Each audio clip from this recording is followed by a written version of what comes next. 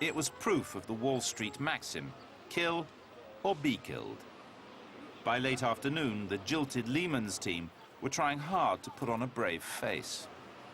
I guess late Saturday afternoon, there was a slip of the tongue in a meeting that I was at the Fed, which led me to conclude the Bank of America was definitely talking to Merrill, as well as my inability to get calls returned. So I called Dick and said, you know, I'm very worried this is accurate. And he said, I can't believe it. And there was an adjective, which I will not repeat, or an adverb, I guess, before believe it.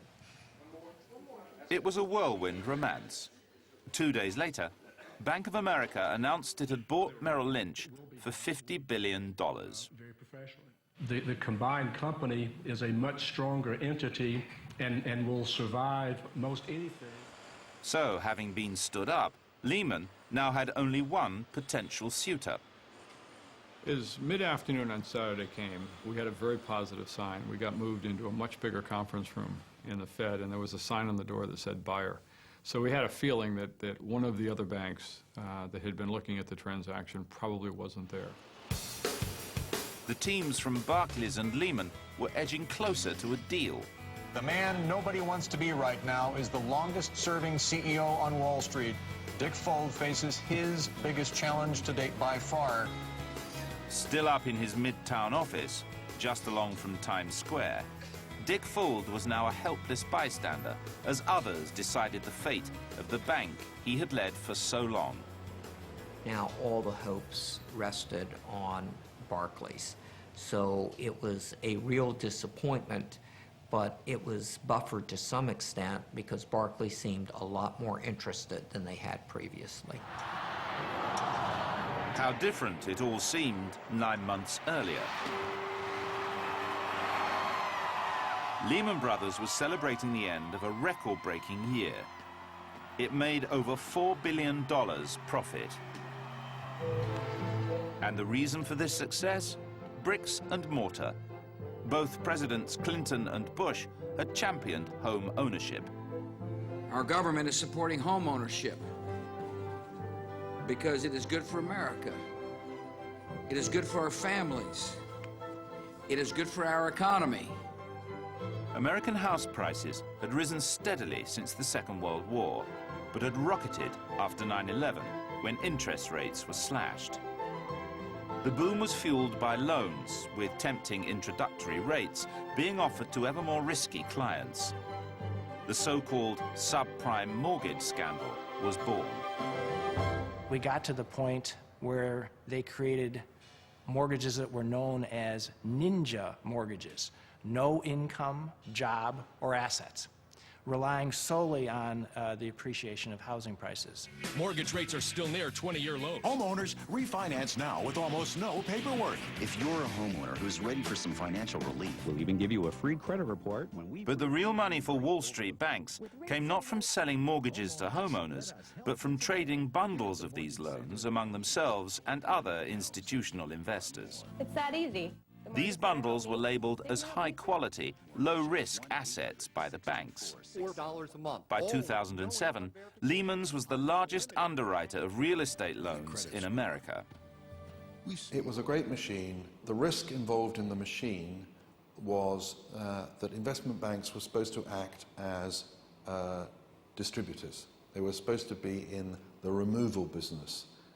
And Dick Fold used to say this, we're in the removal business, not the storage business.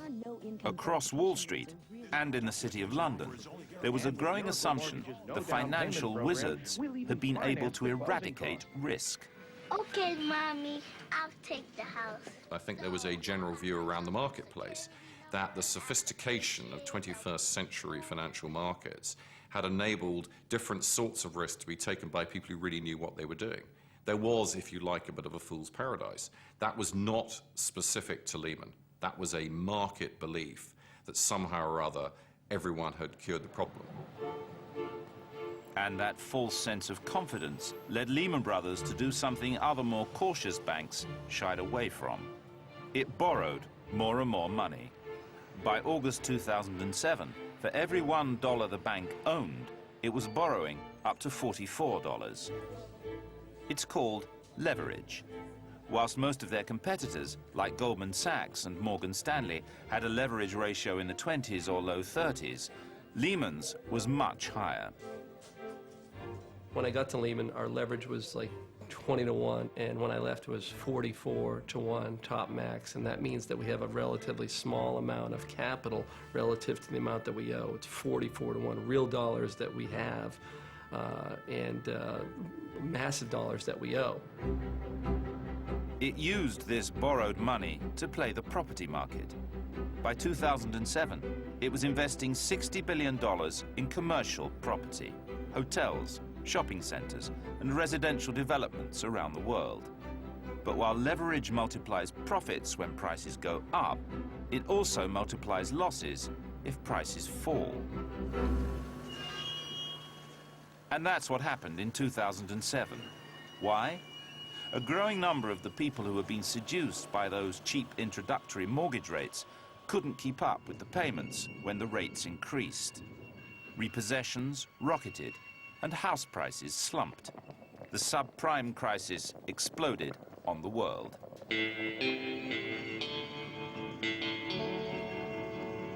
Welcome to Bakersfield, California.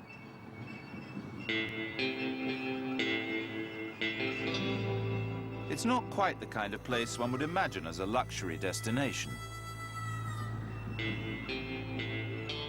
But that's what Lehman Brothers hoped it would become. It loaned $78 million to a developer with plans to build thousands of new homes in the scorching Central Valley.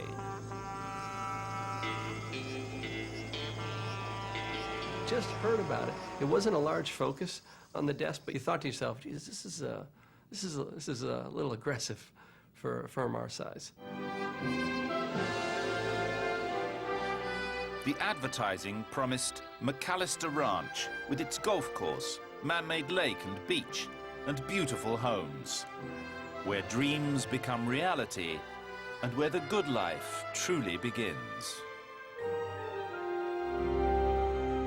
But this oasis was a mirage. Nothing beside remains. It's a victim of Lehman's bankruptcy and the downturn in the property market. Here's a picture of the lake, what it was supposed to look like when it was finished. Another picture is someone enjoying the lake. We were contracted to build block walls around the project. I believe it was close to 20 miles of wall if we were to finish the whole contract. As you can see, the walls are quite long. That wall right there is approximately 3 miles long. John Scripter is still owed around $1 million for unpaid work. It was the decision to invest in commercial developments like these that was to be the tipping point for Lehman Brothers. The bank invested aggressively in the property market at its peak, but couldn't get out before the crash. In essence, Lehman loans money to McAllister in the short haul and then tries to syndicate and sell the syndicated loans globally. And when you can't sell it and share the risk, then it becomes a lead weight on your balance sheet over time. We really just didn't have that much bread, that many dollars to hold on to an asset like this over a longer period of time. It really became a lead weight. And to Dick Fuld, the architect of Lehman Brothers' grand designs, that lead weight must have seemed heavier by the hour as the weekend ticked away.